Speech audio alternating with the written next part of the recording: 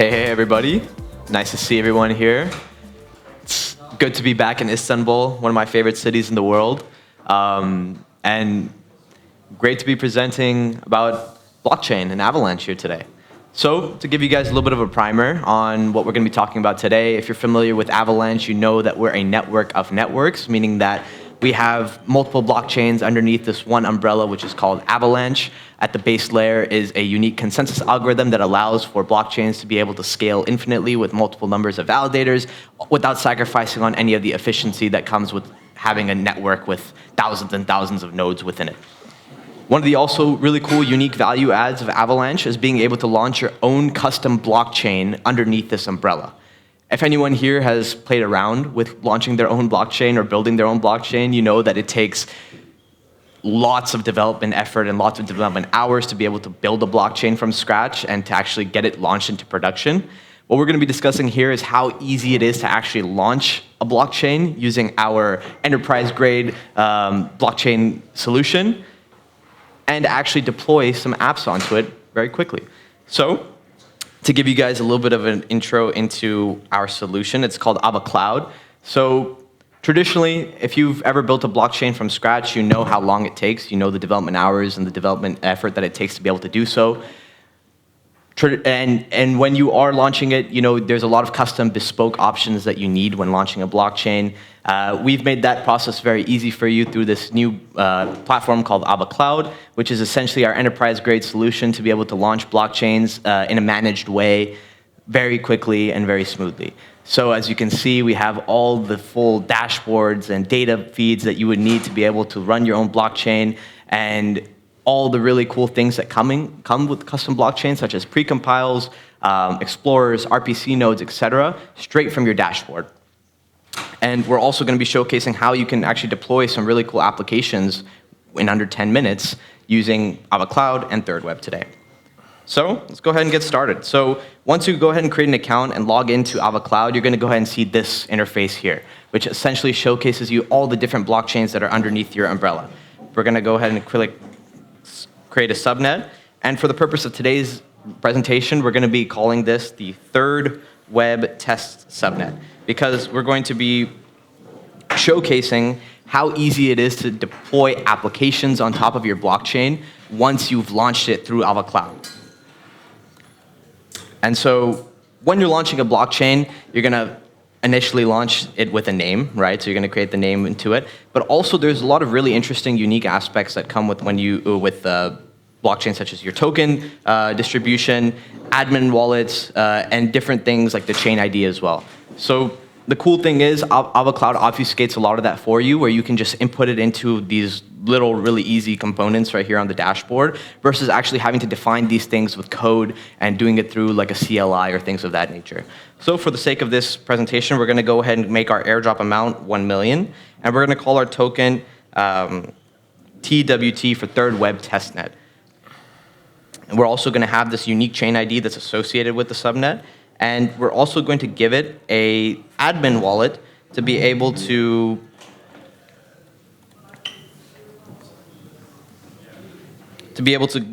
grant admin functions to our blockchain.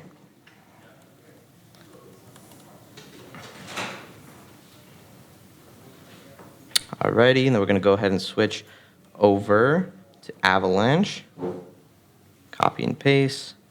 Give it a wallet address there. And if you're actually looking to customize your EVM-powered blockchain, you actually have the ability to do so using something called stateful Avalanche precompiles, which give you all these different options to make your blockchain really custom and bespoke in the way that you want. When we're dealing with enterprises and institutions, like what the solution was created for, a lot of them need things like this, right? So a transaction manager, contract manager, token minting, and special gas fee mechanisms that they want to customize to their liking.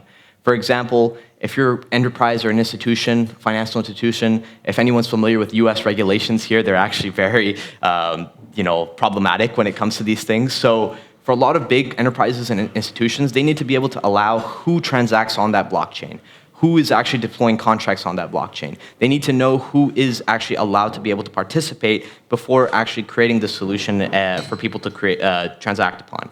So if you were to click yes for one of these precompiles, you're able to input different addresses that are allowed to transact on that network, making it compliant for a lot of these companies. So for the sake of today's presentation, we're going to click no and just launch a very simple vanilla EVM blockchain. As you can see, this is just using the free tier. So anyone, if you're following along today, you can log on to avacloud.io, create an account, and you can launch your own custom blockchain alongside with us. So as you can see, these are all the details that we had initially just inputted into the interface. We're going to go ahead and click Submit DevNet. And you're going to see that in our interface, we have our DevNet deploying, right? So if anyone's launched a blockchain before with custom code, you know that this process can take hours, if not days, if not weeks of development time to be able to configure all this logic, even just to launch a regular EVM blockchain.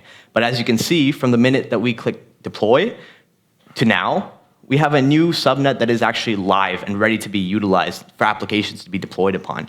So if we go ahead and click go to subnet, you can actually see all the really cool things that we have associated with it. So we got our RPC URL, so we can go ahead and plug that into our wallet, and so we can transact with it. We got our chain ID, what virtual machine that this application or this blockchain is using, and all the other interesting data points associated with that. So without further ado, we're going to also showcase how you can deploy applications on this in a very easy way using ThirdWeb. ThirdWeb is a really cool solution. Actually, very soon, we're going to see that that their interface that's going to be showcased right now is going to be built into the AvaCloud interface. So it's going to be very easy to be able to deploy applications straight from AvaCloud. But we're going to showcase how you can do that now through their interface. All right. All right. Thank you, Usman. Everyone doing all right? All right. My name's Eiman. I lead the solutions team at ThirdWeb, and hopefully this will show my screen. Okay, give that a second. All right, perfect. All right, so who's ThirdWeb, right? So, well, we just heard from Avalanche. Avalanche just laid down the highway. So we have a highway now. That highway is paved. That highway has its toll booths and everything set up on it. All that's left now is, okay, now we want to build buildings. Now we want to build grocery stores. Now we need to build a marketplace. Now we want to build an arcade where there's going to be games, right? And so actually, all of you out there, at the end of the day, you have a blockchain so that you can launch an application. And so what ThirdWeb is a one-stop shop for you to build a Web3 app. What does that mean? Real quickly, it means when you're thinking about building a Web3 app, you want to onboard your users. Some of them are crypto natives. Some of them are not crypto natives, right? And so you can have either Web2 or Web3 onboarding. So we have wallets. You can connect any wallet. We have smart contracts for you. So pre-built, audited smart contracts that you can deploy to any EVM-compatible chain. We have infrastructure as well. We have SDKs. Basically, all of the pieces you need to put this together. We're going to do this now. We're going to put an app together using ThirdWeb. So where we last left our hero, he had built a subnet. Great. Now we want to start doing something. So, well, ThirdWeb test subnet. So here it is on. So this is the landing page. Now that you've built your subnet, you're ready to go. So I'm connected to the ThirdWeb dashboard. As you noticed, what Usman said is that the admin address has the TWT token, so I'm connected with that wallet that has that.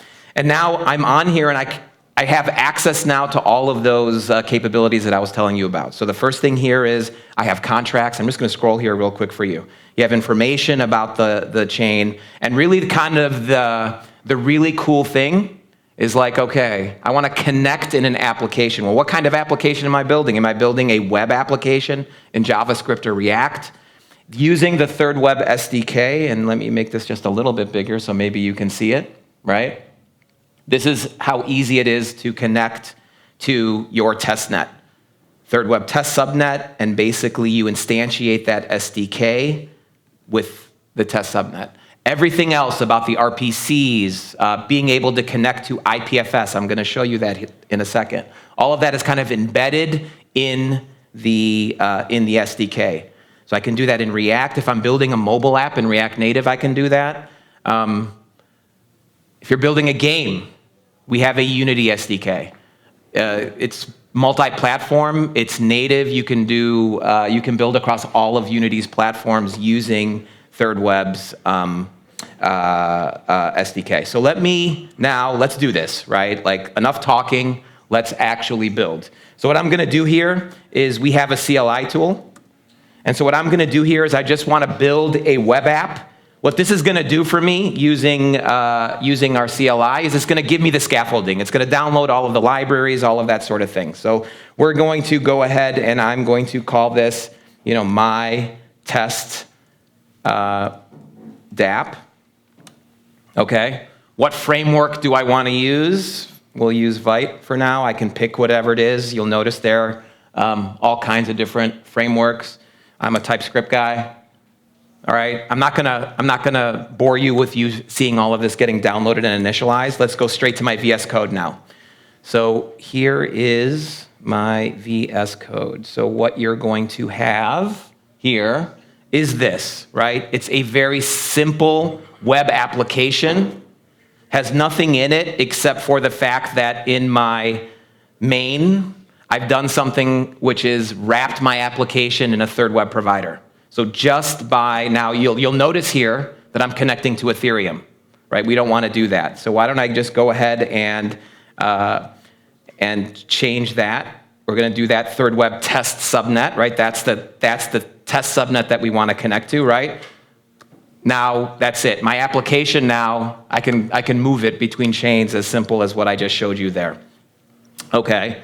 Let's do something in our app. What's the first thing we're going to want to do in our app is we're going to want to connect people. So what I'm going to do now is I'm going to go back here, and what I want to show you is under our wallet section, we have a sandbox here where you can this is where you can craft your own onboarding experience, okay? It can be completely customized. Everything from the types of wallets that you want to support in your application, Web 2 versus Web 3, as well as all of the visual elements can be. So we're gonna go ahead and I'm gonna customize this, right? So what I'm going to do here is I wanna be able to support both Web 2 and Web 3 users. So we have an embedded wallet at ThirdWeb.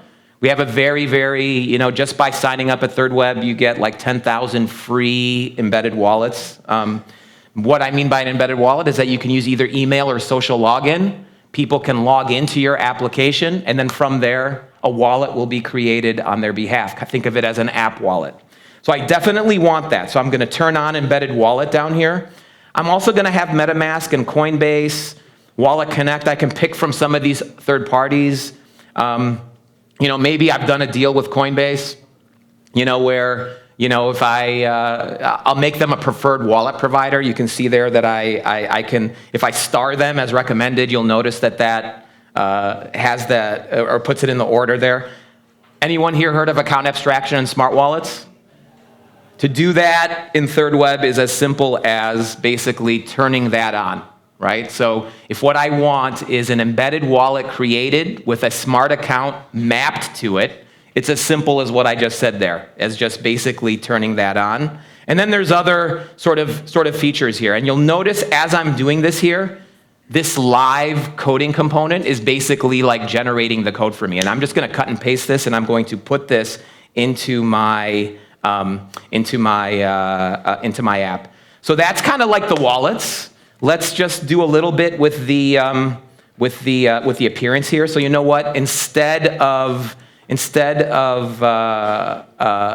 having the wallet button say connect wallet, I want it to do that. I'm going to customize this a little bit. I don't like that splash image. I mean, we are here doing. So what I want to do here is actually. I want to move you. Sorry. Let me just move this. To here. All right, let's go back here. Sorry. And then, sorry, I'm used to having many windows, or many, so let me go back here, and then let me go here. All right, perfect. Let me make this smaller. All right, okay. So what I'm going to do here is I want to actually change my splash image here. So what I'm going to do here is I am going to, we provide IPFS pinning sort of as part of our service. So what I'm going to do here is I'm actually going to take my splash image, and what I'm going to do is I'm going to upload that to, I'm going to upload that. I swear I am. Here we go. And I'm going to just upload it. So what's happening right now is this is being uploaded to IPFS. It's pinned. Now I have my hash, so I'm going to cut and paste that. And I'm going to go back to my where I'm building. And what I'm going to do here is I'm going to put that into my image address. Okay, so you're going to see here, if I make this a little bigger, that's kind of like, it's for this. And then instead of your gateway to the decentralized world, this is going to be my first dApp on my testnet and DevConnect 2023, right? You can do this as branded. You can, and I'm not going to show you all the different things that you can do. So all I'm going to do now is I'm going to take this, and now I'm going to replace my ThirdWeb provider with the provider that you saw in my VS Code. So I'm going to go back here, and I'm going to go to my ThirdWeb provider, and I'm going to cut and paste that, and then I am going to make sure that I have all my imports. And why don't I better make sure, let me just put my, so it's going to be import, meta, env, and then it's vite, template, client ID. So I have my client ID, and then I don't want to connect to Mumbai, but instead what I want to do here is we're going to do, I can actually do active chain. Right? Perfect. So now my app is going to, is going to, I have all of that configuration in terms of the wallets. Now let's go to kind of like my landing page, okay? And what I'm going to do is grab my Connect wallet. So I'm going to do that here. So all of this, I'm going to grab it, and I am going to replace my default Connect wallet here with that, okay? So now we have a Connect wallet. So I'm just going to say, I'm going to run this, okay? Let's put that in here, and then let me go ahead and disconnect it. So you can see here, here's my sign in button, and now here is my onboarding, right? So if I want to connect, and let's say I want to sign in with Google, I can do that. I'm going to sign in with my Google account.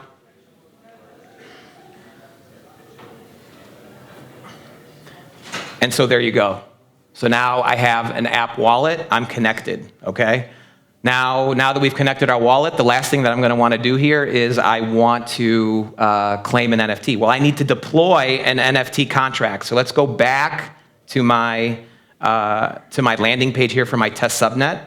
And what I'm going to do here is let's just go ahead and I'm just going to create an open edition. So I just want to, this is going to be cool. Like everybody who is the first people to come to my testnet, I'm going to give them like this Genesis open edition. So we're going to call it Genesis Open Edition.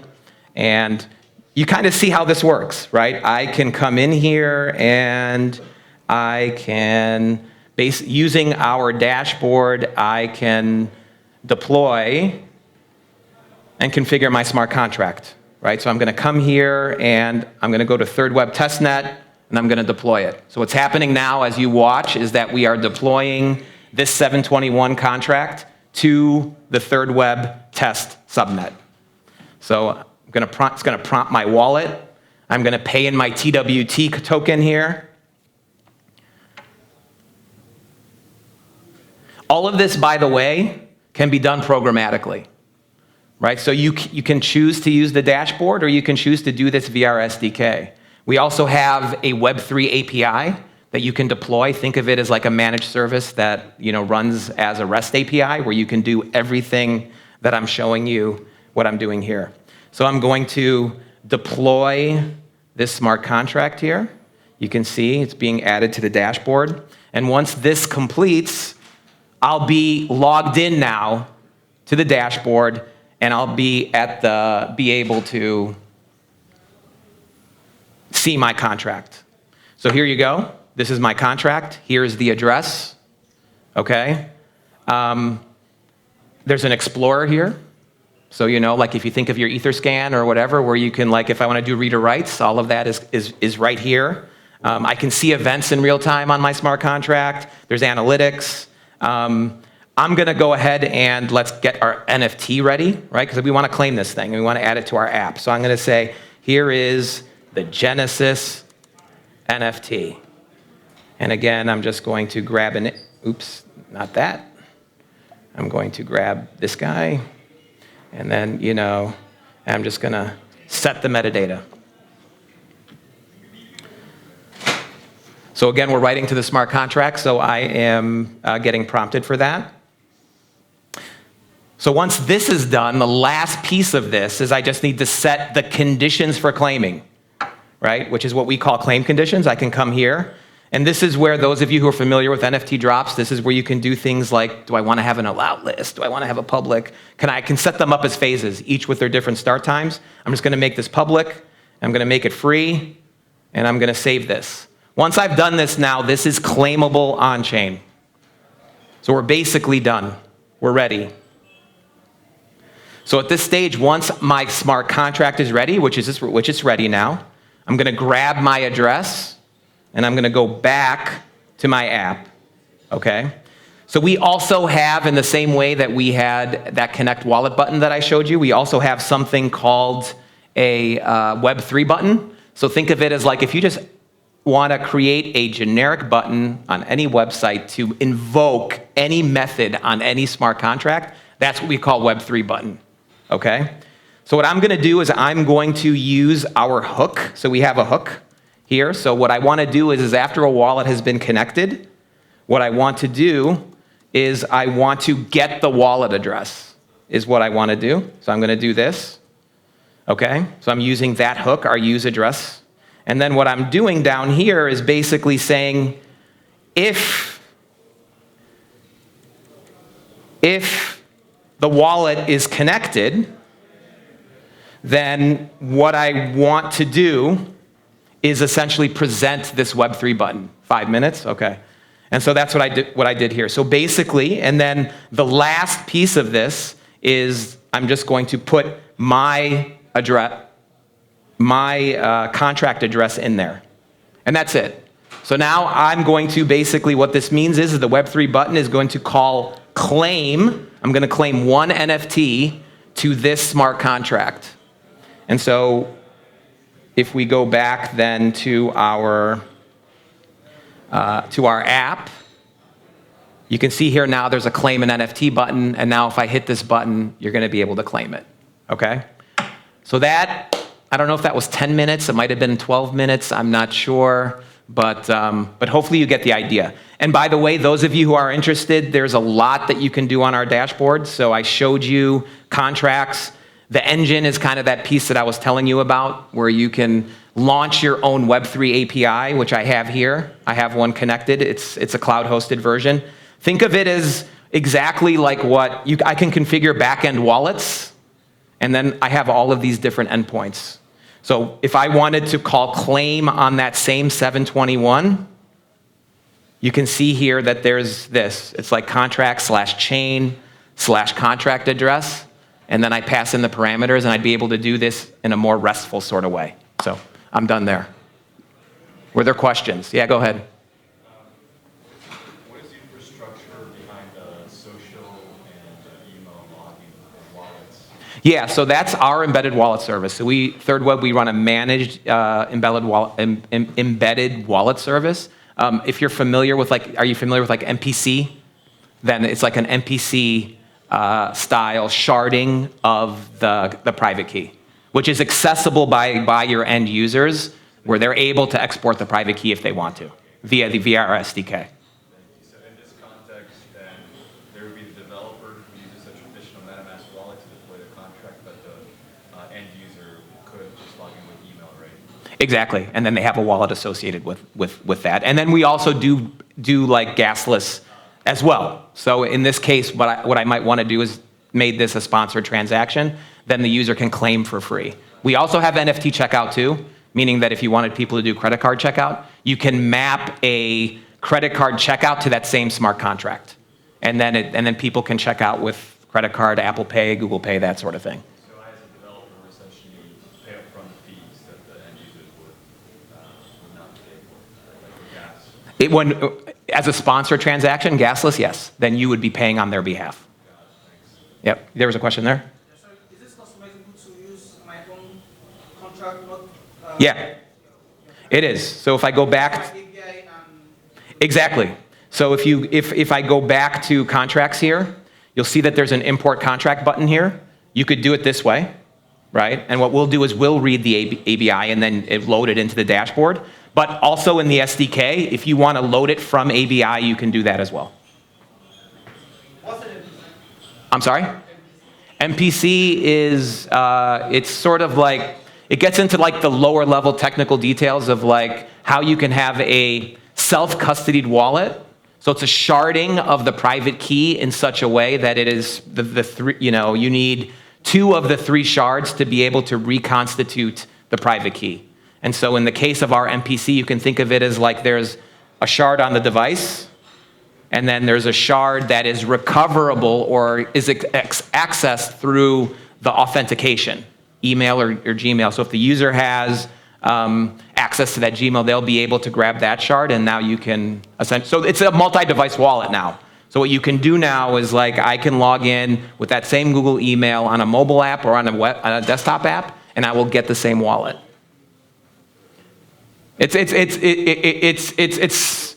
We can talk afterwards. It gets into the lower level details of how keys are saved. 2 or 3 is still a large security assumption, so I assume it will be evolved and iterated upon. I'm sorry?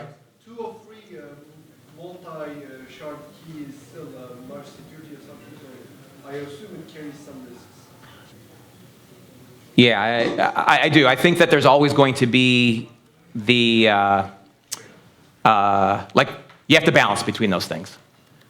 One more question? Are we done? We're done? We're okay. One more question. Any more?